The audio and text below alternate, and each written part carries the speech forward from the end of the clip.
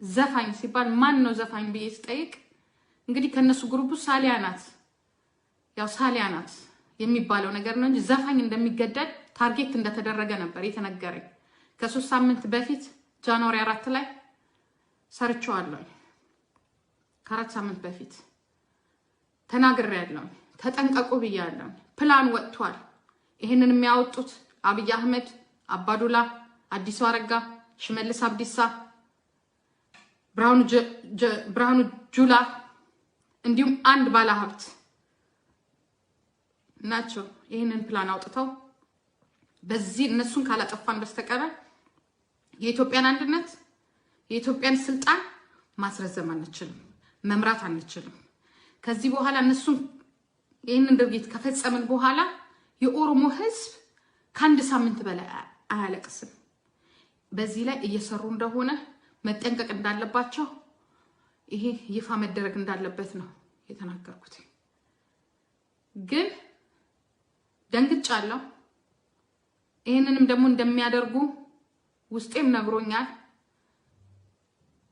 በሰዓቱ ባለቤቱን እንኳን ስንነግረው ጀዋር መሐመድን ሲጻፍለት ከየት የመጣ ወሬ ነው ብሎ ነው ዝም ያለው ለምን አምኖት ስለገባ ለምን የራሴ ሰው ነው እኔ ታግዬ ነው የኦሮሞ ወጣት ታግሎ ነው ቄሮ ታግሎ ነው እሱን ስልጣን ላይ ያወጣው ግቡ ብሎ ለምኖን ያስገባቸው ከአስመራ ዳውድ ኢብሳን እስከነ ሰራዊቱ እስከነ ወታደሩ ለምኖ አስገባ ጀዋር መሐመድን አሜሪካን ድረስ በመሄድ ለምኖ አስገባ ሁላችንንም ለምኖ ነው ያስገባን እስከ ተወሰነ ጊዜ ድረስ በሙሉ ይለምኑኝ ነበር አንቺ ኢትዮጵያን ትወጃለሽ ለኢትዮጵያ መስራት አለብሽ ነይ እኔ ግን አልሄድም አልገባም because የቀጠቀጠ ያለውን ሰው እየገደለ ያለው ሰው በጉጂ በወለጋ 2 አመት በሙሉ እየቀጠቀጠ ያለውን ሰው አምኖ እዛ ራሱ መቀመጥ ሞኝነት ነው አልገባም ያ እንደማንኛውም ሰው ጉቦ ሙስና ብር መሬት በማሳየት ሰዎችን እንደ ከብት መሳብ የሚፈልግ አብይ አህመድ ነው አብይ አህመድ ራሱ ነው የተናገረው አጫሉን የገደለው አብይ አህመድ ነው እኔ እርግጠኛ ሆኜ ነው መነግራችሁ እመኑኝ ኦሮሞ ልጆች እመኑኝ ኢትዮጵያኖች ብሔር ብሔረሰቦች አጫሉን የገደለው አብይ ነው አብይ አህመድ ነው የገደለው ምክንያቱን ልንገራችሁ አጫሉ መሬት እንዲሰጣው ከዚህ በፊት ፕሮፖዛል አቅርቦ ነበር በወያኔ ጊዜ ግን ንግድ ቢዝነስ ለማድረግ አቅርቦ ነበር ግን ምንም አይነት እድሉን አላገኘም እመኑኝ እድሉን አላገኘም ሊሰጣው አልቻለም በዛ ሰዓት አይደለም ቢዝነስ ያወጣውን ዘፈን እንኳን መዝፈን አይችልም ግን ቢሆንም በወያኔ ጊዜ አጫሉ ቪዛ ተሰጥቶት አሜሪካን ሄዶ መጥቷል በወያኔ ጊዜ ተናግሯል የኦሮሞ ብሔርተኛ ሆኖ ማንነቱን ጀግንነቱን አሳይቷል ያ ግን አልገደሉትም ያ ወያኔ ያስራል ወያኔ እስር ቤት ውስጥ ይገላል ወያኔ እስር ቤት ውስጥ እግር ይቆርጣል ወያኔ ትክክል ከኢህአዲግ ጋር ሆኖ ወያኔ ብቻውን አይደለም ኢህአዲግ ሆነው ይቅርታ ወያኔ ብዬ ስላልኩኝ ኢህአዲግ ሆነው ከስር ሆነው እግራቸውን ሲቆርጡ ነፍሳቸውን ሲያጠፉ እስር ቤት ውስጥ ሲሰቅሉ የኦሮሞ ልጅ ሲያሰቃዩ የነበሩት ራሳቸው ኢህአዲጎች ናቸው ከስር ሆኖ ሲሰሩት የነበሩት ደግሞ እና አባዱላ ኦፒዲዮች ናቸው ያ አብይ ነው ነፍሱን ያጠፋው ይህም ደግሞ ምክንያት ምንድነው ቢዝነስ ፕሮፖዛል በሚያቀርብበት ሰዓት ቢዝነሱ ተፈቅዶለት ብር ወስዷል በሚሊዮን የሚቆጠሩ ብሮች ወስዷል ከዛ በኋላ ግን ቢዝነሱን የሚሰራበት መሬት እንዲወስድ ራሳቸው ጠየቁት መሬቱን እንዲወስድ ከጠየቁት በኋላ እሱን ፍቃደኛ ሆኖ መሬቱን ለመቀበል ዝግጅት ላይ ነበር ግን መሬቱን እንደሚቀበል ይሄንን ትግል አሁን ባለው ሁኔታ ትቶ ወደ ቢዝነሱ ገብቶ ለሀገሪቷ ለኦሮሞ ህዝብ የተመረጠው ኦሮሞ ነው ያ አብረን እንስራ አብረን ሰላም እናምጣ በማለት ወደ ቢዝነሱ መግባት ነው የፈለገው አጫሉ መሬቱን ለመቀበል ዝግጅት ላይ እያለ መሬቱን ግን የሚሰጠው ብቻውን ሳይሆን ከአንድ ደህንነት ጋራና ከአንድ ባለሀብት ጋራ 3 ሆነው ነው መሬቱን እንዲሰጣቸው በመሬት ሰጪዎች መሬት በሚሰጡት ሰዎች ያነጋገሩት። በዚህ ሰዓት እንትን እያለ ነበር እያንገራገረ ነበር። ወደ 20,000 ካሬ ሜትር የሚሆን መሬት ለመስጠት እያንገራገረ ነበር። ለመቀበል ፈልጓል። ግን መሬቱን ወይንም ደግሞ የምታረገው ኢንቨስትመንት ከባድ ስለሆነ ትልቅ ብር ስለሚያስፈልግ መሬቱን ከነዚህ ሰዎች ጋር ውሰድ። የማይታወቁ አንድ ደህንነት ውስጥ የሚሰራ አንድ ደግሞ ከመንግስት ጋራ ቅርኝት ያለው ባለሀብት ጋራ ይሄንን ፕሮፖዛል ያቀረበው ማን ነው? ራሱ አብይ ነው። ቢኮዝ አጫሉ ብቻውን ቢሰራ ይሄንን ነገር በፈለገበት ሰዓት መሸጥ ይችላል። በፈለገበት ሰዓት ወደሚፈልገው ትግል መግባት ይችላል። ግን ከነዚህ ሰዎች ጋር ግን ኮንትሮል ከተደረገ ከነዚህ ሰዎች ጋር የመንግስት ሰዎች ናቸው። አንዱ ባለሀብት ነው። እንደ ባለሀብት እንደ ቢዝነስ የሚጫወት ነው። ግን ባለሀብት ነው የሚባለው እንጂ የአብይ ቀኝ እጅ ነው። አንዱ ደግሞ ደህንነት ውስጥ ሲያገለግል የነበረ ስውር የሆነ ሰው ነው። ከዚህ ሰው ጋር ነው መሬቱን እንዲወስድ ያደረጉት። እሱ ግን እያንገራገረ በመጨረሻ በኦሮሞ ምናልባት የቅርብ ጓደኛ ሊሆን ይችላል ወይንም ደግሞ በዛ ውስጥ የሚያማክረው ሰው ሊሆን ይችላል። መሬቱን ተቀበልና ከዛ በኋላ ድርሻህን ተካፈል ይሉታል። እዚህ ላይ እያንገራገረ ነው ያለው። መሬቱንም መቀበል አልፈለገም። በእነሱ እጅ እንደሚገባ ማውቋል። ያበደረውም ደግሞ የኦሮሞ ባንክ ስለሆነ ከነሱ ጋር ግንኙነት ስለሌለው በመሬቱ ግን ከመንግስት ጋር ሊያነካኩት እየጣሩ ነበር። በዚህ ላይ እያለ ነው አጫሉ እምቢ ያለው። በመጨረሻ ውሳኔው ምንድነው የነበረው? እምቢ፣ መሬቱንም አልቀበልም፣ ብቻዬን ከሰጣችሁኝ ስጡኝ። አዲስ አበባ ፊንፊኔ ላይ ያለ መሬት ነው። ብቻዬን ከሰጣችሁኝ ስጡኝ፣ ካልሆነ ግን እኔ ከነሱ ጋር ሆኜ መስራት አልፈልግም። ብሩ በራሴ በግሌ የተቀበልኩት ነው። የምሰራውም ስራ ደግሞ የዚህን ያህል መሬት የሚያስፈልገው ስላልሆነ አልፈልግም ነው ያለው። ግን ብዙ ሲለማመጡት ነበር። ለምን?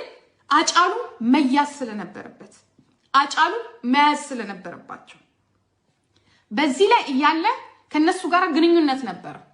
ግን አጫሉን መሬቱን አልቀበልም ሲል በመጨረሻ ድምዳሜ የነበረው ብሩ አለ፣ መሬቱን ግን ከነዚህ ሰዎች ጋር እንግዲህ አንድ የሰማው ኢንፎርሜሽን አለ።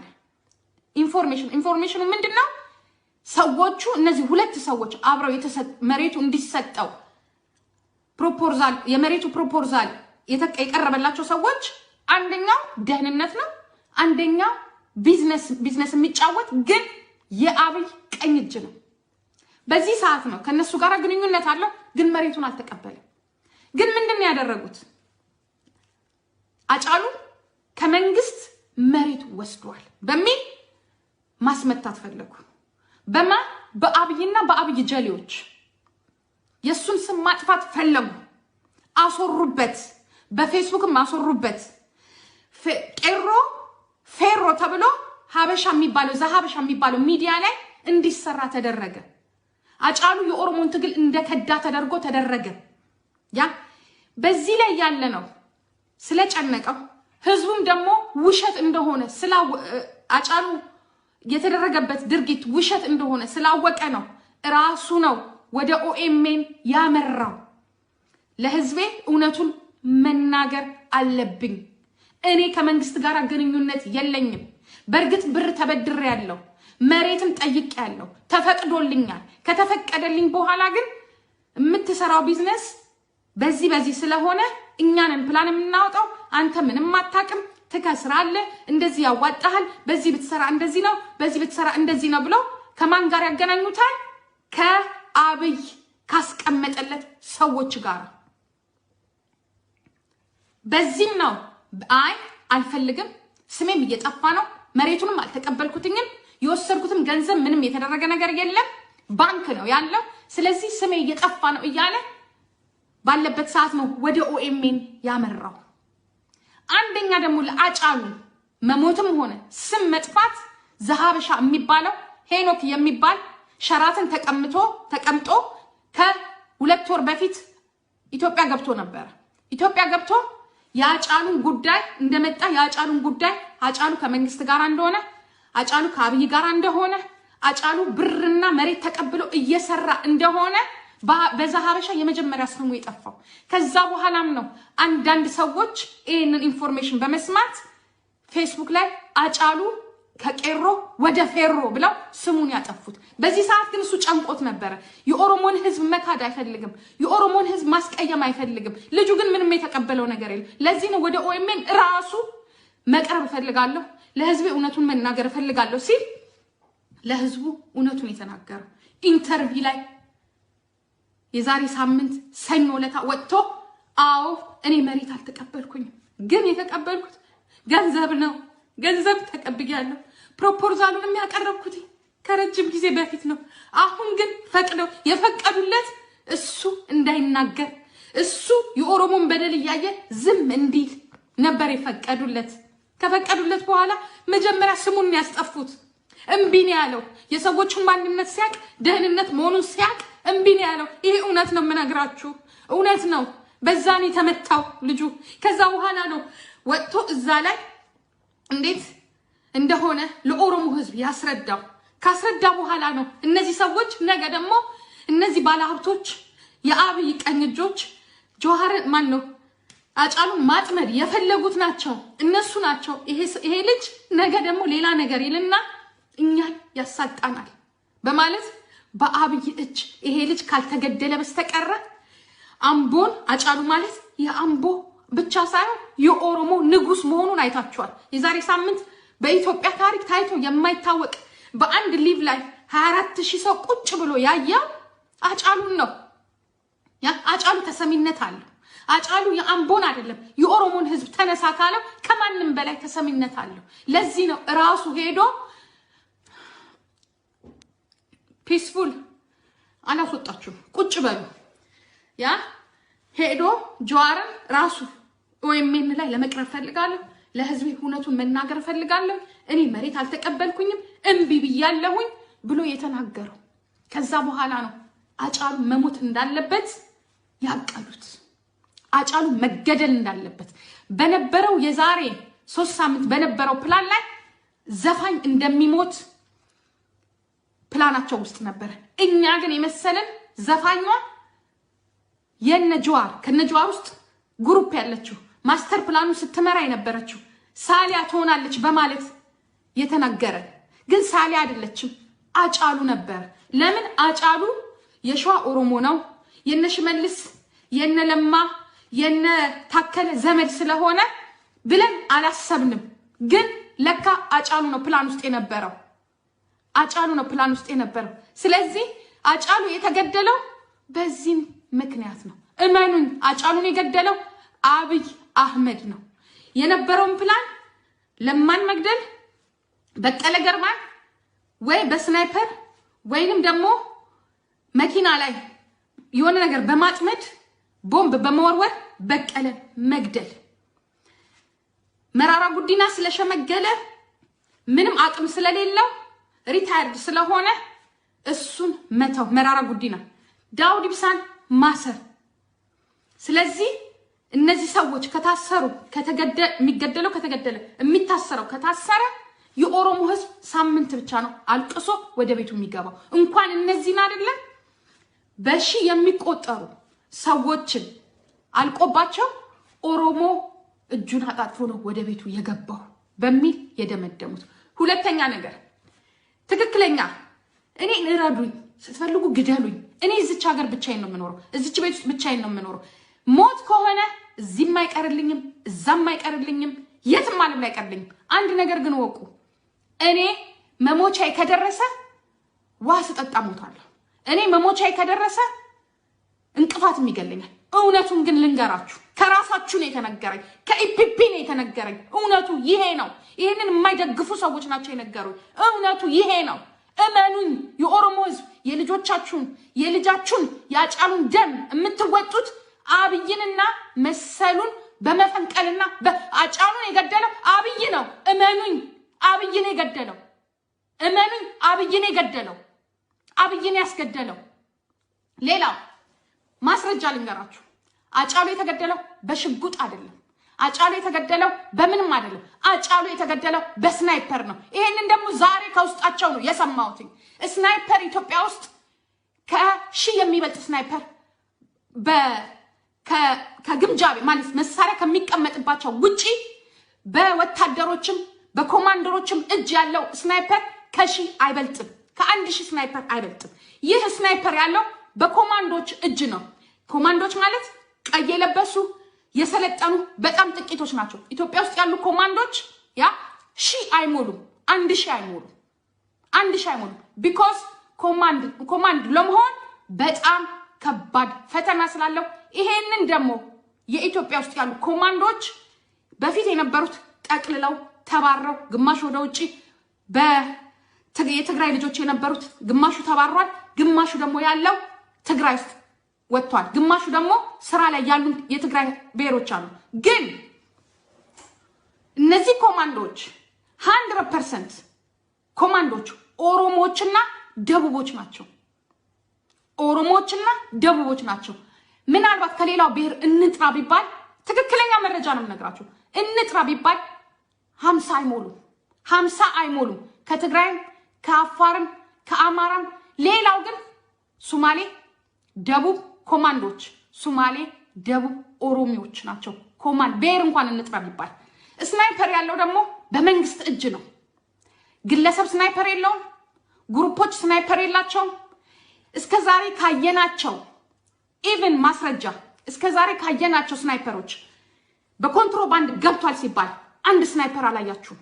አንድ ስናይፐር ያ በብዛት የሚገኘው ሽጉጥ፣ ጠመንጃ፣ ትናንሽ መሳሪያዎች ናቸው። ስናይፐር ያለው በመንግስት እጅ ነው። በመንግስት እጅ ደግሞ በተራ ወታደር አይደለም፣ በኮማንደሮች እጅ ነው ያለው። እነዚህ ኮማንደሮች ደግሞ አጫሉን የሚገል ኦሮሞም ሆነ ማንም የለም። አንድ አጫሉን ሊገሉ የሚችሉት ሰልጥነው የመጡ ከውጪ የመጡ አብይ ኦሮሞን ስለማያምን ደቡብንም ስለማያምን ሶማሌምን ስለማያምን ኢሳያስ አፈወርቂ የሰጠው የግል ጠባቂዎች አሉ። ምንም እኛ ኤርትራኖች ለማለት አይደለም፣ ኤርትራኖች ገደሉት ለማለት አይደለም። የግል ጠባቂዎች አሉት። እንዲሁም ደግሞ ምናልባት ነፍሰ በላ የሆነ ኦሮሞን የካደ የግል ጠባቂዎች ሊኖሩት ይችላሉ። ይሄንን ስናይፐር የሚይዙት ኮማንድ ብቻ ናቸው። ተራ ሰዎች አይደሉም። ግለሰብ አይደለም። ተራ ሰው አይደለም። ያ ግለሰብ አይደለም። ማፊያ አይደለም። ይሄንን ደግሞ ማረጋገጫ እስከ ዛሬ ድረስ ያ መሳሪያ ኮንትሮባንድ ተይዟል ሲባል ስናይፐር አላያችሁም። ኢቭን ታጠቁ ምንላቸው ወይ የተለያየ ቦታ አይታችሁ እንደሆነ በህዋት ጊዜ አንድ ስናይፐር ናት ፎቅ ላይ ቆመው አነጣጥረው የሚተኩሱት አንድ ስናይፐሮች ናቸው። አንድ ስናይፐር ነው ሁሉንም የሚገለው። አጫሉ ለምንድን ነው ጥይቱ ከሆድ ውስጥ ያልወጣው? አንድ ከስናይፐር የተተኮሰ በኮማንድ ስናይፐር የተተኮሰ ጥይት ስለሆነ፣ ከርቀት የተተኮሰ ጥይት ስለሆነ። ስናይፐር በማንኛውም ኢትዮጵያ እጅ ውስጥ አይገኝም። ኢቭን መሳሪያ አይገኝም። ስናይፐር የሚገኘው በመንግስት የሰለጠኑ ስፔሻል ኮማንዶች ብቻ። ያ ይሄንን ነው። አሁንም እየተራበሹ ነው በዚህ ስራ ላይ ያሉት።